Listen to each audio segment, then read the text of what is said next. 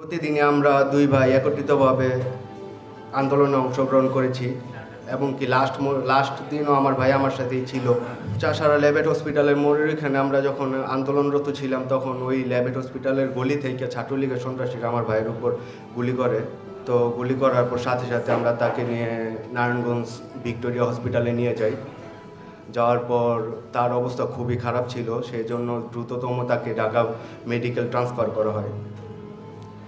তো ঢাকা মেডিকেল নেওয়ার পথে যাত্রাবাড়ি ফ্লাইওভারে আমাদের অ্যাম্বুলেন্সের উপরও ছাত্রলীগের সন্ত্রাসীরা, আওয়ামী লীগের দোসর পুলিশরা আমাদের অ্যাম্বুলেন্সের উপরও গুলি ছোড়ে, রাবার বুলেট। তো যখন আমরা এই ঢাকা মেডিকেল পৌঁছাই, ঢাকা মেডিকেল পৌঁছানোর পর ঢাকা মেডিকেলের অবস্থা ওই দিন খুবই মর্মহত একটা অবস্থা ছিল, যে নিজ চোখে দেখছে তারা ছাড়া আর কেউ বিশ্বাস করবেন ওই দিন ঢাকা মেডিকেলের অবস্থা কী ছিল। তো আমি আবার বের হয়েছি, বের হওয়ার পর আমি আমার এক ফ্রেন্ডের মাধ্যমে ফেসবুক থেকে জানতে পারছি যে শেখ হাসিনা পদত্যাগ কইরা ভারতে পালায়ে গেছে। তো আমি আবার ঘন্টাখানিক পরে আমি যাই, তখন আমি বলছি শেখ হাসিনা পদত্যাগ কইরা পালায়ে গেছে।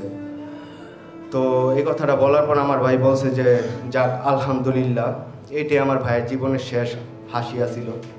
এরপরে আমি আর আমার ভাইকে কখনো হাসতে দেখি নাই।